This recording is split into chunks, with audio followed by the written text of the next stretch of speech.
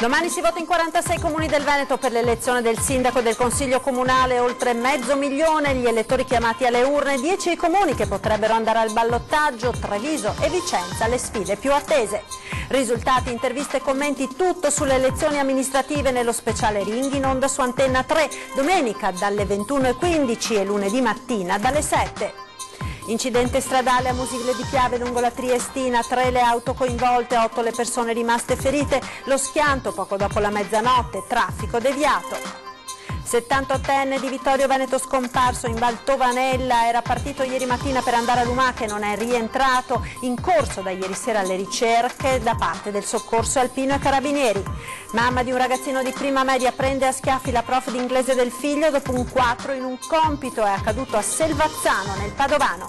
I padroni di casa erano fuori per qualche giorno di vacanza, i ladri tentano di saccheggiare la casa disattivando l'allarme, scardinando la persiana, l'arrivo improvviso del figlio li mette in fuga. Mostra itinerante nelle 4 sedi delle case di riposo trevigiane, la Grande Guerra rivive in manifesti e copertine di giornali d'epoca, a raccoglierle un appassionato della Prima Guerra Mondiale. Buona giornata, ben ritrovati con la prima edizione dei notiziari di Antenna 3. In primo piano le elezioni, perché domani si vota in 46 comuni del Veneto per l'elezione del sindaco e del consiglio comunale, oltre 500.000 gli elettori chiamati alle urne. Ma sentiamo i dettagli nel primo servizio. Feste di chiusura della campagna elettorale ieri sera, oggi giornata di silenzio, la vigilia del voto per oltre 500.000 di elettori veneti chiamati al rinnovo di 46 sindaci ed altrettanti consigli comunali, 2 i capoluoghi di provincia, Treviso e Vicenza, seguiti da altri 8 comuni che hanno più di 15.000 abitanti e che potrebbero andare al ballottaggio il 24 giugno se uno dei candidati non raggiunge il 50% più 1 delle preferenze. 3 sono nel Veronese, Bussolengo, Sona e Villafranca, 2 Martellago e San Donà di Piave nel Veneziano, Piove di Sacco nel Padovano, Adria in provincia di Rovigo e Vedelago nel Trevigiano, che per la prima volta, avendo superato i 15.000 residenti, potrebbe votare al secondo turno. 525.971 complessivamente gli elettori veneti, oltre 255.000 uomini e 270.000 donne, una selva di candidati, 142 gli aspiranti alla poltrona di sindaco con 208 liste in campo, urne aperte nella sola giornata di domenica dalle 7 alle 23. Lo spoglio comincerà subito dopo la chiusura dei seggi. Ed Antenna 3 seguirà l'andamento del voto e dello spoglio da domani con una puntata speciale di Ring in onda a partire dalle 21:15 fino a notte fonda e poi ancora in diretta lunedì mattina dalle 7 con tutti i risultati delle elezioni amministrative. Non perdete quindi gli speciali elezioni di Antenna 3 appunto dedicati alle sfide elettorali con particolare attenzione naturalmente per i 2 capoluoghi di provincia, Treviso e Vicenza. Ed ora la cronaca, pericoloso incidente ieri sera intorno alle 22:50 a Daffi nel Veronese, 2 auto si sono scontrate e in seguito all'impatto una delle 2 vetture si è rovesciata nello schianto, è rimasta ferita una famiglia. Sul posto è intervenuto il personale del 118 che ha trasportato 2 adulti ed un bimbo all'ospedale di Bussolengo. A Musile di Piave invece nella notte ben 8 le persone che sono rimaste ferite in uno schianto tra 3 vetture lungo la Triestina. Sentiamo. Buongiorno, c'è stato un grave incidente stradale nella notte lungo la statale 14 Triestina poco prima dell'1 in via Fossetta, a pochi passi dalla discoteca California al confine tra i comuni di Musile di Piave e Meolo. Sono state coinvolte 3 automobili, una è finita fuori strada nel canale adiacente e 2 persone sono rimaste gravemente ferite nell'impatto, ricoverate all'ospedale All'Angelo di Mestre in prognosi riservata.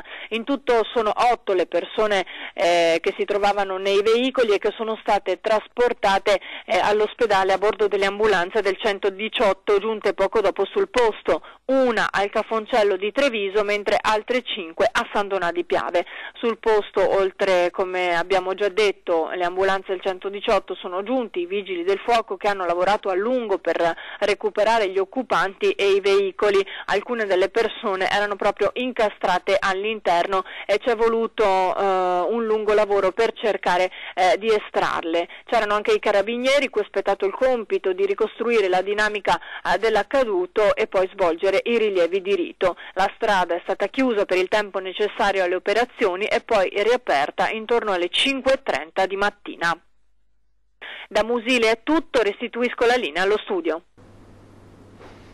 Grande apprensione tra le province di Treviso e Belluno per le sorti di un uomo di 78 anni. Ieri sera verso le 23 il soccorso alpino di Longarone è stato allertato dal 118 per avviare la ricerca di una persona in Val Tovanella. L'uomo, 78 anni, di Vittorio Veneto, era partito ieri mattina per andare a Lumache senza lasciare indicazioni sulla destinazione. Quando i carabinieri in un sopralluogo hanno individuato la sua auto parcheggiata all'imbocco della valle è scattato l'allarme. Una squadra assieme ai vigili del fuoco ha iniziato a perlustrare i sentieri della zona fino a notte fonda. Questa mattina alle 6, con l'ausilio del soccorso alpino di Pieve di Cadore, delle unità cinofile e i carabinieri, è ripartita la ricerca. Anche l'elicottero dei vigili del fuoco ha sorvolato la zona. Finora le ricerche non hanno dato esito. Ed ora la vicenda incredibile accaduta in una scuola media di Selvazzano alle porte di Padova. Scontenta per il 4 del figlio in inglese, una madre ha preso a schiaffi un insegnante mandandola all'ospedale. Caselle di Selvazzano. Non era d'accordo sul pesante voto insufficiente in inglese a suo figlio e pretendeva che l'insegnante lo interrogasse nell'ultimo giorno di scuola. Una mamma ha atteso la professoressa fuori dalla media Albinoni e dopo il fermo no della docente alla sua richiesta, fatta tra l'altro così, sulla pubblica strada e tantomeno concordata in un ricevimento, l'ha spintonata e schiaffeggiata più volte, facendola cadere a terra. La professoressa, 60 anni, è finita al pronto soccorso con una prognosi di 30 giorni per lesioni al naso. Presenterà denuncia ai carabinieri. Ed ancora cronaca dal Padovano, purtroppo la notizia di un altro infortunio sul lavoro. Sentiamo. L'Ozzo a Testino è stata improvvisamente investita da un getto di vapore bollente che l'ha raggiunta alla schiena ustionandola mentre si trovava in catena di montaggio. Vittima dell'infortunio sul lavoro una ragazza di 27 anni, immediatamente soccorsa dai colleghi e quindi accompagnata dal personale del 118 al pronto soccorso di Padova. Le sue condizioni non sono gravi. Sul posto anche i carabinieri e i tecnici dello Spisal. Sentite ora come una banda aveva preparato un colpo in villa a Conegliano. L'unica cosa però che i ladri non avevano previsto era l'improvviso ritorno a casa del figlio dei proprietari. Sentiamo. Hanno puntato la villa di due anziani fuori casa per trascorrere qualche giornata al mare, non un obiettivo a caso e nemmeno un'azione improvvisata, visto che per prima cosa hanno sollevato tombini e cercato quadri elettrici per disattivare il collegamento dell'impianto d'allarme. Sono addirittura saliti fino al tetto per riempire di schiuma le sirene. L'episodio nel quartiere coneglianese di Monticella, in via Asiago, dove però il furto programmato dalla banda è andato a vuoto per l'arrivo inaspettato del figlio della coppia, che ha poi postato sui social un avviso. Orecchie drizzate, ha detto ai concittadini, pubblicando anche le foto del raid. Tentato probabilmente su indicazione di un basista, preparato forse con un sopralluogo precedente. Dei professionisti, quindi, intenzionati a compiere il furto con tutta calma, disturbati però dal figlio delle vittime. L'ennesimo colpo nella zona, tanto da far pensare a una banda delle ville o quantomeno a collaudate modalità d'azione. È stata recuperata anche la refurtiva della rapina messa a segno il 1° giugno a Fontanafredda, quando un 25enne della provincia di Napoli, arrestato ieri a Rimini, ve ne abbiamo reso conto nei TG di ieri sera, aveva scaraventato a terra una donna di 84 anni originaria di Breda di Piave, finita all'ospedale con una prognosi di 30 giorni per essersi ribellata allo strappo della catenina d'oro. L'oggetto di valore è stato individuato dai carabinieri del nucleo operativo e radiomobile della compagnia di Sacile in un compro-oro di Treviso, dove il rapinatore si era recato subito dopo l'aggressione, con la nina che verrà restituita all'anziana proprietaria. Torniamo ora a Venezia con la notizia di un supermercato in pieno centro storico chiuso dai carabinieri del NAS. Ci spiega perché in collegamento telefonico Tommaso Stoppa. Sì, buongiorno a tutti da Venezia. Resta chiuso il punto vendita della Coop in campo San Giacomo d'Allorio in centro storico. Come vi anticipavamo nell'edizione di ieri sera, sono stati i NAS con un loro controllo igienico-sanitario a far scattare la chiusura di questo supermercato per alcune violazioni. I dettagli sono stati forniti in mattinata dai carabinieri, che parlano di gravi irregolarità di carattere igienico-sanitario e strutturale riscontrate sia nella zona di vendita della merce sia nel magazzino. Queste condizioni, secondo i militari, avrebbero messo a repentaglio la sicurezza degli alimenti, e per questo la decisione di sospendere l'attività di deposito delle derrate alimentari. Si è espressa anche l'azienda, la cooperativa titolare del marchio Coop, che ha confermato i fatti, ma si difende dicendo che si tratta di conformità non gravi che si sono già attivati per ripristinare al meglio il punto vendita, e quindi secondo loro si risolverà tutto. Sulla porta d'ingresso dell'esercizio c'è scritto però che è chiuso per un problema tecnico di manutenzione. Le cose non stanno, come vi abbiamo raccontato, esattamente così. Ulteriori aggiornamenti nelle prossime edizioni dei nostri telegiornali. Da Venezia è tutto. Ed ora ci occupiamo della Nico Vardanega, l'azienda di Possagno a cui è stato assegnato l'appalto per il restauro del ponte di Bassano. Ebbene, ieri l'annuncio del patron Gian Antonio Vardanega, l'azienda è in liquidazione. Ho deciso insieme con i miei collaboratori di mettere in liquidazione la Vardanega. Sono passate da pochi minuti le 12 quando Gian Antonio Vardanega annuncia che la sua azienda si avvia alla liquidazione. La difficoltà ovviamente oggettiva, ma soprattutto operativa anche da parte della Vardanega in una situazione del genere, di poter operare, e dopo ovviamente ha avuto risvolti sicuramente anche finanziari, senz'altro non poteva più essere gestibile. A malincuore, aggiunge, a pesare sulla decisione il cantiere del Ponte Vecchio di Bassano, un appalto che non vedrà più la luce sotto gli stemmi dell'impresa di Possagno e che qualcuno malignamente aveva sostenuto non avrebbe visto la luce proprio per qualche difficoltà economica di troppo. Chiacchiere maligne, chiaramente, ma che oggi trovano una sponda, se non una conferma. Non era più possibile poter sopportare l'urto mediatico negativo portato dal comune di Bassano, che ha avuto dei risvolti devastanti anche sugli altri appalti. A raccogliere l'eredità, gli appalti assegnati, tra questi anche il Polo Santa Chiara di Bassano attualmente fermo, gli automezzi e la dozzina di dipendenti, sarà la Imprevar, dove la seconda parte richiama appunto il nome dell'azienda originaria. La formula è quella della piena cessione del ramo d'azienda, mentre lui, Gian Antonio, assicura seguirà dalla panchina la nuova azienda, ma non il seguito di carte bollate e timbri del cantiere del ponte. L'atto di opposizione riguardante il ponte di Bassano, il ponte degli Alpini, continuerà. Insomma, sulla possibilità di ricorrere contro quella revoca dell'appalto rifilata dal comune non ha alcuna intenzione di cedere.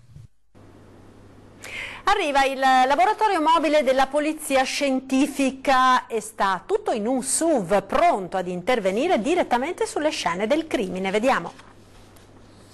Vicenza, la polizia scientifica si fa mobile fino a diventare virtuale grazie ad un nuovo SUV attrezzato ad hoc, 15 per tutta Italia. Quello presentato in Piazza dei Signori a Vicenza coprirà il Triveneto e al teatro virtuale. 2, 1, vai. Un vero e proprio laboratorio mobile dove poter analizzare, etichettare, conservare in un vero e proprio box frigo i reperti delle scene del crimine, garantendo in questo modo la catena di custodia dei reperti che saranno poi oggetto di ulteriori accertamenti in laboratorio. Analisi, dati, reperti, tutti che in tempo reale vengono inviati alla centrale operativa ed inseriti in una banca dati a Roma, dove possono essere confrontati. Già 3.000 i verbali di sopralluogo inseriti, obiettivo arrivare in un anno a 30.000. Dalla scena del crimine c'è poi un altro importante passaggio che ci porta appunto nel mondo virtuale. Dalla scena del crimine, dalle immagini, riusciamo poi a trasferirsi alla nuova, al nuovo diciamo così, attività che viene svolta presso i nostri laboratori di Roma, cioè il teatro virtuale per la ricostruzione tridimensionale della scena del delitto. Linea alla regia, ora per qualche istante di pubblicità, il TG torna tra pochissimo.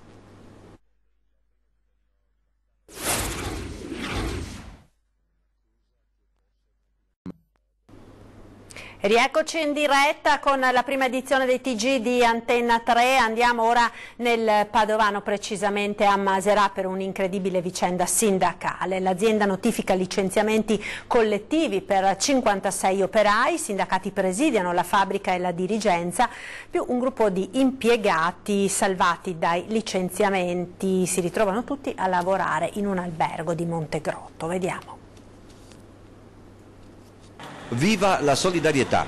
Mentre 56 lavoratori interessati dalla procedura di licenziamento presidiavano la loro fabbrica a Maserà in segno di protesta, 20 loro colleghi salvati dall'azienda e i dirigenti hanno continuato a lavorare, spostando gli uffici in alcune stanze di un albergo di Montegrotto, bypassando il picchetto.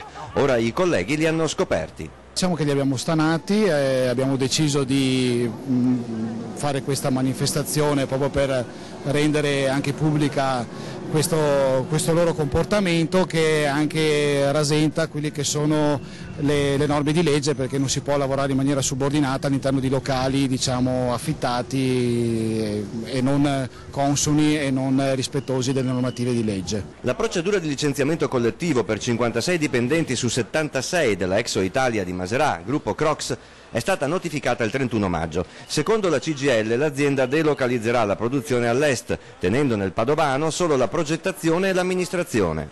L'incontro in Confindustria è andato molto male e da subito abbiamo chiesto l'apertura di unità di crisi presso la Regione, presso l'assessorato alle politiche lavorative regionali, perché riteniamo che questa cosa debba essere affrontata a questo livello. Il presidio fuori dallo stabilimento di Maserà continuerà a oltranza, dicono CGIL e CISL, fino a quando la Exo non ritirerà i licenziamenti. I sindacati chiedono anche che finisca presto il tutti contro tutti in corso. E noi chiediamo anche la solidarietà dei lavoratori che sono dentro in questo albergo in questo momento, perché riteniamo che anche loro siano coinvolti in questo, perché i prossimi potrebbero essere loro. E è chiaro che un comportamento del genere non aiuta quella che è la manifestazione del nostro dissenso, e su questo chiediamo appunto la loro e anche il loro supporto. Ed ora andiamo a Marghera per tornare a parlare della vicenda della piscina attesa da 20 anni dai residenti e che ora sembra non essere più realizzabile. Notizia che ovviamente non è stata accolta con particolare entusiasmo dalla popolazione di Marghera, che si prepara alla mobilitazione. La cosa dell'allucinante, se non del ridicolo, siamo 20 anni che aspettiamo la piscina, noi stessi con le nostre manifestazioni sono 5 anni che ci avevano promesso la piscina, l'hanno firmata, è stato firmato un accordo, eravamo prossimi, sentendo il sindaco, la posa della prima pietra, e adesso scopriamo così tutto di un tratto che la piscina non si farà più. Lo stop dell'autorità portuale alla nuova piscina di Marghera è stato un fulmine a ciel sereno per la popolazione, che attende quest'opera da almeno 2 decenni. Alvise Ferialdi, storico animatore dei comitati locali, vaga sotto shock per le vie della città giardino, in tenuta adeguata alla protesta che ha lanciato sul web. Cosa può fare il cittadino? Abbiamo una mail, il presidente, il dottor Musolino, ha una mail, apv@port.venice.it, scriviamo gentilmente, cortesemente al presidente che abbiamo e vogliamo la piscina. L'idea di individuare una nuova area e ripartire da capo con un iter burocratico che durerà anni, sostiene Ferialdi, è semplicemente inconcepibile. Veramente il cittadino è stufo e annoiato, specialmente a Marghera, dove noi non riusciamo ad ottenere niente. Un sentimento condiviso da gran parte dei margherini, stanchi di vedere le proprie esigenze costantemente messe da parte per gli interessi di quartieri più blasonati. La piscina la fanno nei paesetti con 1000 abitanti. Dobbiamo trasferirsi in via Milanese e andare dove per fare... Cioè anche noi in una certa età abbiamo bisogno di una piscina, però tutti i giorni dove... Per fortuna io vado al mare e me la passo là, però penso un po' a tutti, non sarebbe giusto farla. Chi faccia qualcosa perché non vede niente quasi, giusto chi faccia anche queste robe qua, per non altri insomma, che ne tocca andare fuori da qua per avere qualcosa. Marghera non è che sia presa in considerazione come... diciamo città, ecco. Prima via Venezia, poi Mestre e quello che resta per Marghera. Briciole e basta. Diria che quando piove piscine che ne sia abbastanza ora, perché scarichi non funziona, basta 2 giorni di acqua e si va sotto acqua. Marghera sì, dovrebbe essere rivalutata nella maniera tale per la quale essa vale e diciamo che condivido pienamente quello che era stato esposto per la previsione di questa istituzione della piscina e chissà che sia fatta, insomma, perché Marghera merita.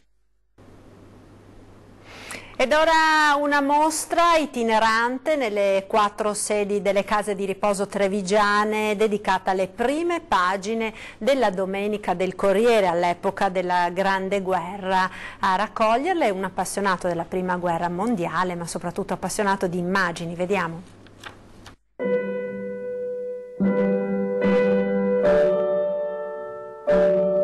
Le Domeniche del Corriere sono una specie di telegiornale di allora. Spiega così, con semplicità, la mostra delle prime pagine della Domenica del Corriere negli anni della Grande Guerra, organizzata dall'Isra di Treviso grazie ad un'amicizia profonda tra il presidente Caldato e l'autore, che risale ai tempi dei cartelloni pubblicitari della Sanremo.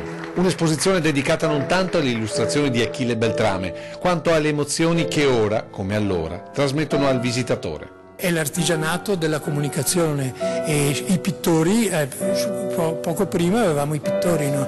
E la fotografia non poteva esistere più di tanto e non dava la possibilità della fotografia della Seconda Guerra Mondiale. Ma non solo, queste immagini hanno il fascino della leggenda, in quel confine tra realtà e fantasia indispensabile agli illustratori.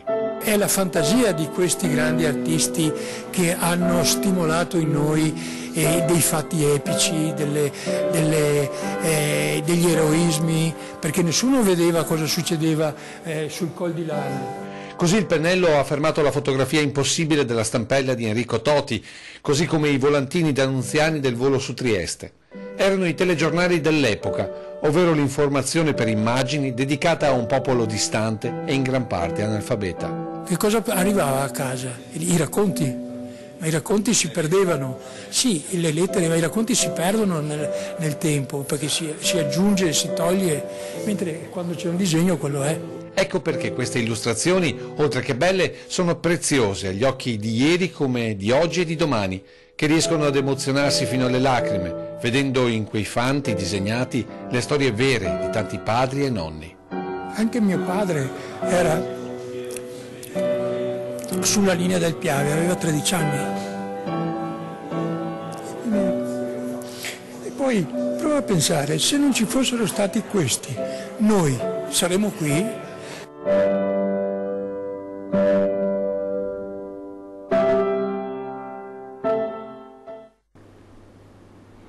In chiusura una notizia con la solidarietà, un appuntamento con la solidarietà, perché continua nella Marca la raccolta di generi alimentari appunto per la solidarietà organizzata dagli alpini di Treviso e dai supermercati Maxi del gruppo Vega. Fino alle 18:30 di oggi è possibile fare un'offerta nei punti vendita di Conscio di Casale sul Sile, Quinto di Treviso e Ponzano. Ed è tutto per questa edizione, grazie per essere stati con noi, vi lascio come sempre alle previsioni del tempo con il nostro meteo. A tutti un buon pomeriggio.